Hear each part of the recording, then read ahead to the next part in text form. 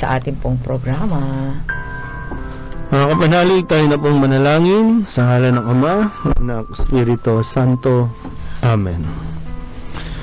Ama naming makapangyarihan, una po, maraming salamat sa umagang ito at maraming salamat sa mga biyaya na iyong ipinagkaloob sa amin at patuloy na ibinibigay sa amin bagamat kami po ay maraming mga pagkukulang at mga kahinaan.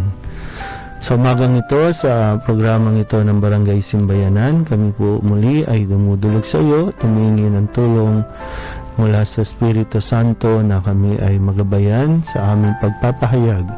Nawa ay aming maiparating at maibulala sa aming mga labi ang salita na patuloy na nagpapaalala ng iyong presensya, lalo na para sa aming mga taga-subaybay, sa mga kasama namin sa radyo at sa online.